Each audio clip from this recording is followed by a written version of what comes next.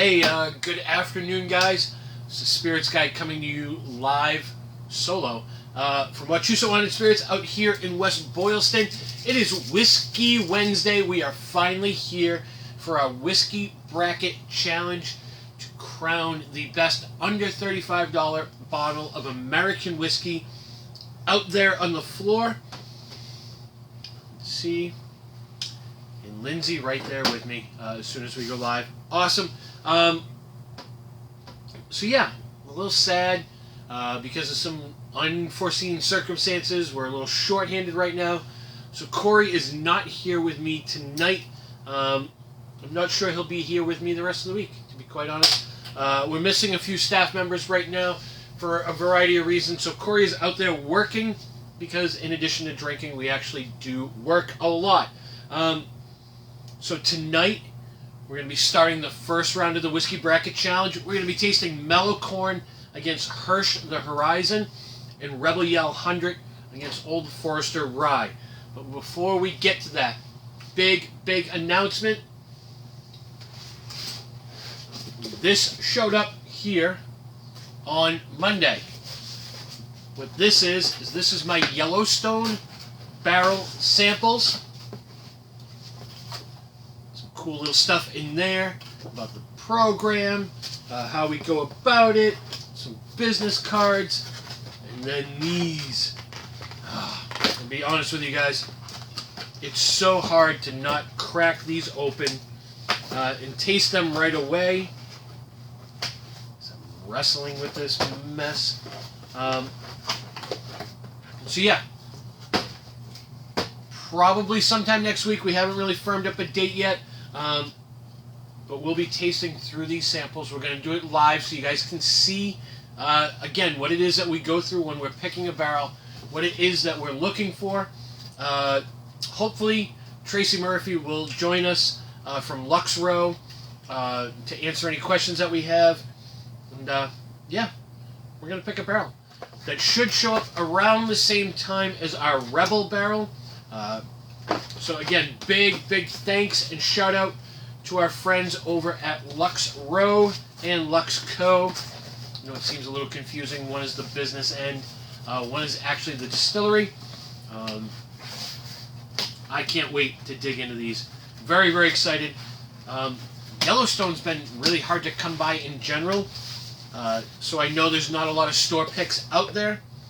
We are going to be one of the few who gets to do a store pick of Yellowstone. I cannot wait. I love Yellowstone.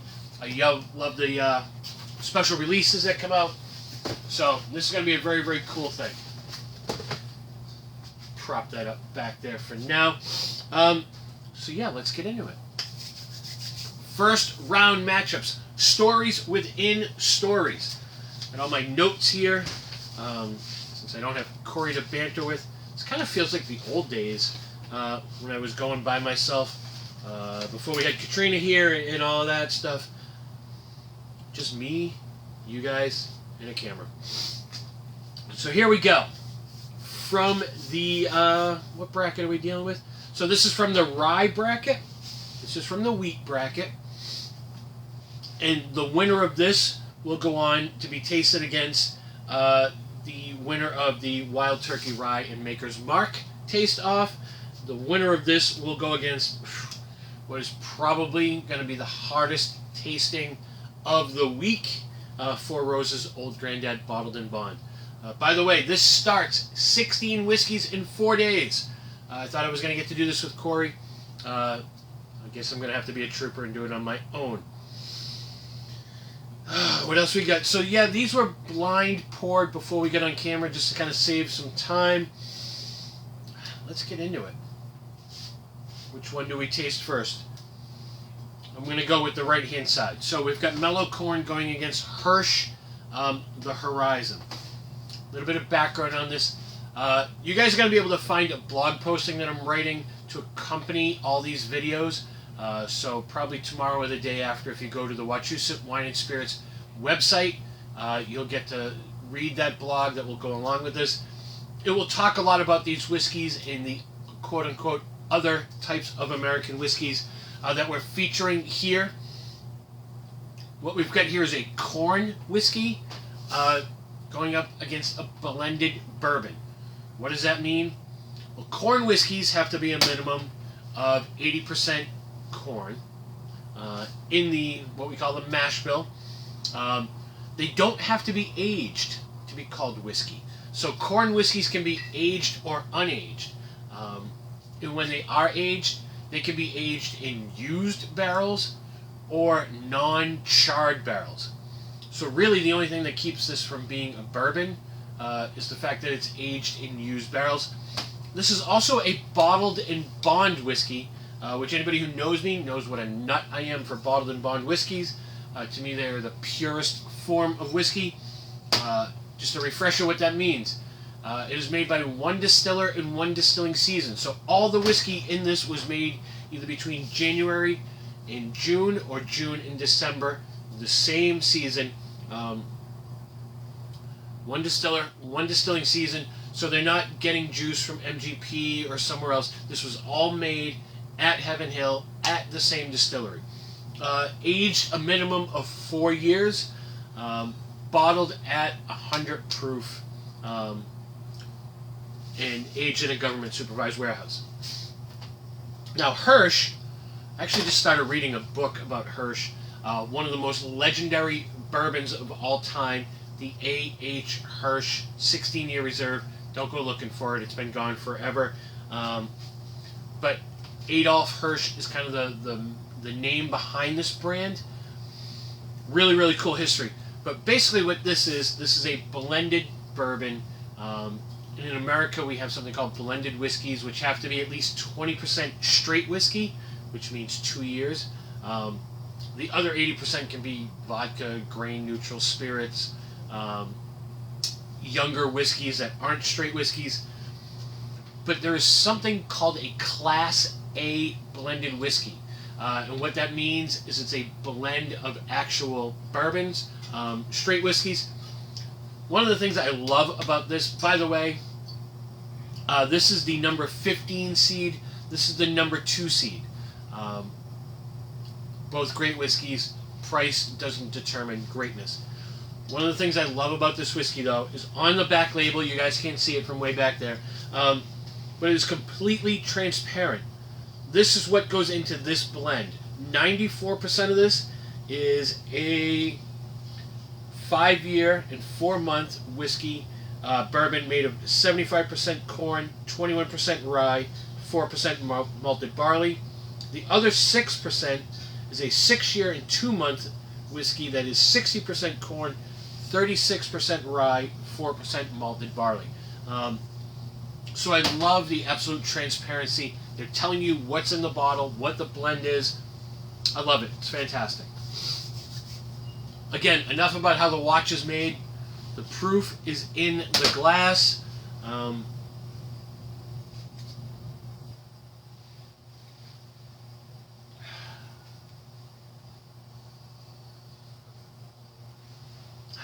think the question is not going to be, do I know which one is which? I've been doing this so long, I've drank so much of this stuff, I can tell by the nose which one is which. It's really going to come down to which one do I think is a better balanced whiskey. And really, like when the NCAA is picking teams for the March Madness tournament, they want teams that are going to make a run in the tournament. So I'm going to be judging this based on, is it good? Obviously, is it worth the money? Does the bottle look good? And do I think in the next round, can this win against whatever whiskey it's going to be tasted against?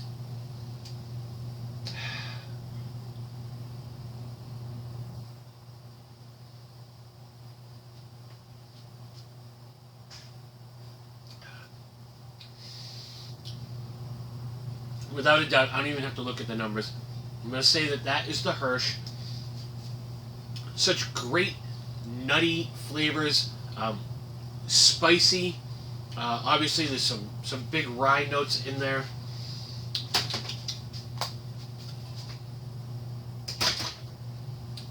Somebody's trying to sneak in behind me there, or what?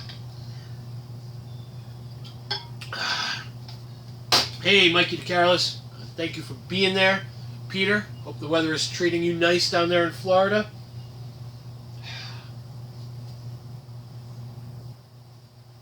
gonna lie, I'm absolutely in love with this bottle. I make friends with customers based on this bottle. I love the fact that it looks like a cheap old 1970s label.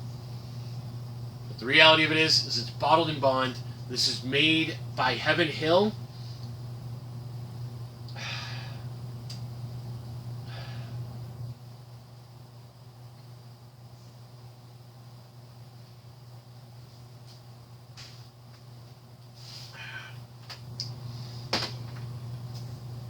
It's so good. If you could imagine a Cracker Jack flavored whiskey, that sweet caramel corn notes, 100 proof, no burn whatsoever.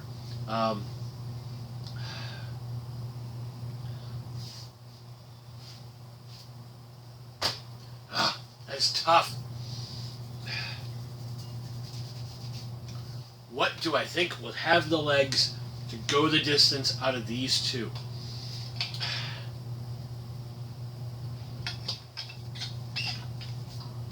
Again, in this whole bracket, there are no real losers because they're all fantastic whiskeys.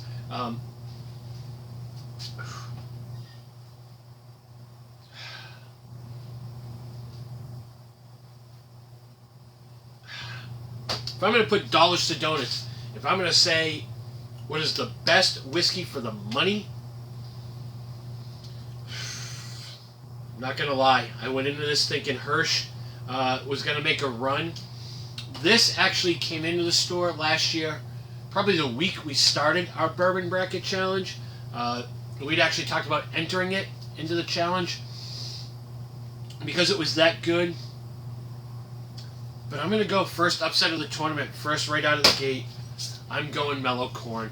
God, I just love this whiskey. I'm really kind of surprised. I thought I would pick the Hirsch. But Mellow Corn is in. Hirsch gets to go home and get drank. All right. First one down.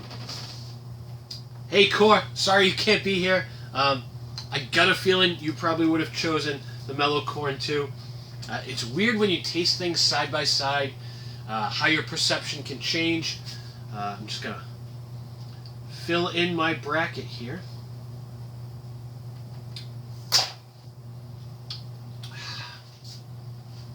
Yeah, side by side, any given matchup, anything can happen. I'm surprised. Fantastic. All right, so now we move on. And again, these were blind poured. I got a feeling I'm going to know by the nose which one is which. Rebel Yell, Old Forester. Rebel Yell, which is no longer Rebel Yell. It's been shortened to just Rebel. So Rebel 100, which is what it's going to be going forward. We just picked a barrel a few weeks ago. Hopefully you guys were watching that. So we have a barrel of Rebel coming. This is made by our friends at Lux Row, which is owned by Luxco, which is actually now owned by MGP. Old Forester. I can't say enough great things about Old Forester. Owned by Brown-Forman, which is the same company that owns Jack Daniels, Woodford Reserve, and a bunch of other great whiskeys, not only here but in Scotland. The Old Forester Rye is a fairly new addition to their lineup. It's a Normandy rye style. Jackie Zykan big behind that. Old Forester is a brand. The first whiskey to bottle its own whiskey. The only whiskey to be made prior to, during, and post-Prohibition by the same ownership all the way through. Yeah, Peter, my bet is on Rebel too. Again, this is a staff favorite. If we're going pound for pound, this is the number 4 seed and the number 13 seed. This for $20 a bottle. I make a lot of friends with this bottle as well. Yeah, Peter, I'm glad you like the Mellow Corn pick.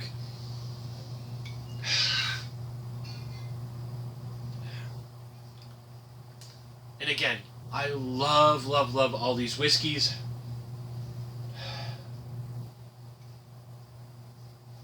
So again, Old Forester rye. We're doing a rye against a wheated bourbon.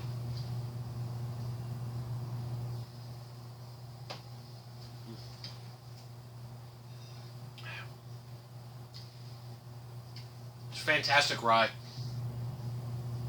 I've tasted ryes that are $40, $50 that aren't as good as that one.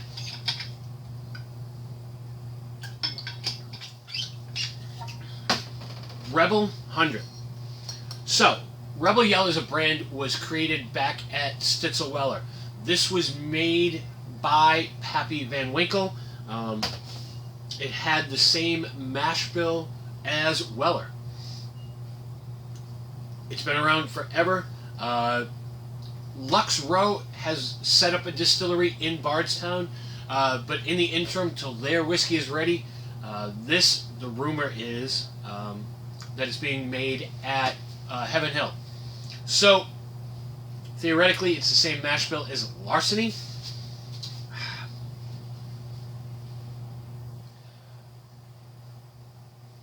Again, if anybody was watching Spirits Guide the last couple nights, I seem to have grown a love for this shaped bottle. I don't know what it is. Love the package.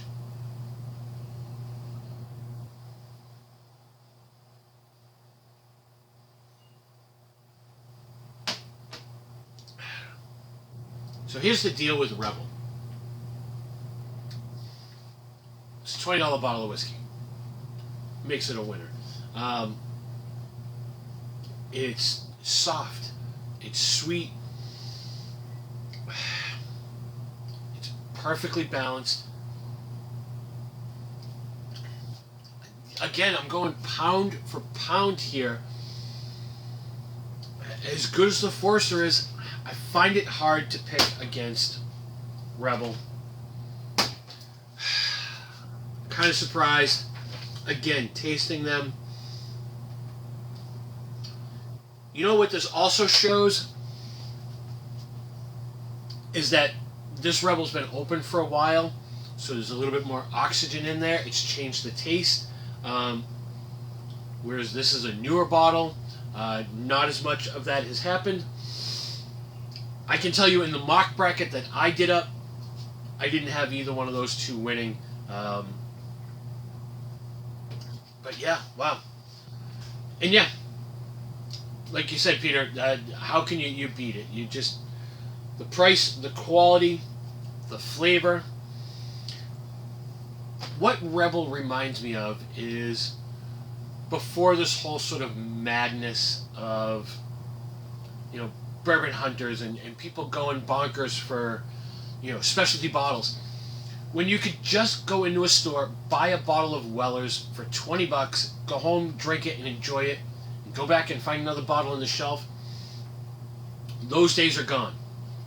But if you used to buy Weller because you thought it was good, you thought it was great for the money, not because it was special, not because it had a whole bunch of hype, but just because you thought it was good whiskey for the money, this is what you need to be drinking right now. Yeah. That's it. This reminds me of when we used to just buy Weller because it was good. So, I'm going to shuffle these guys to the side.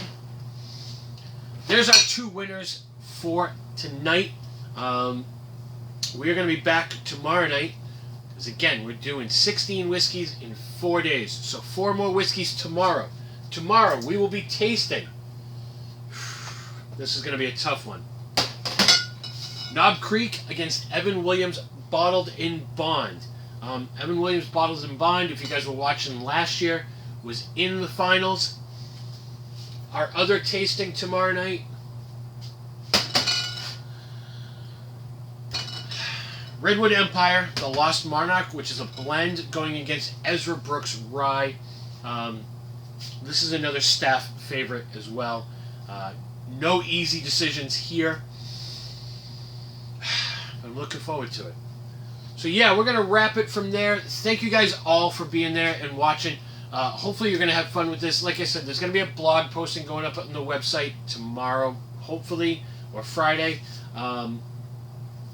Yeah, if you got any thoughts, please do share them. If you're liking what we're doing, like the video, share it, comment on it. Love the feedback that we're getting. And yeah, we'll, I'm going to drink some more whiskey. We'll see you guys tomorrow. We taste these two. Yeah, cheers. Thank you guys for being here. Love you all.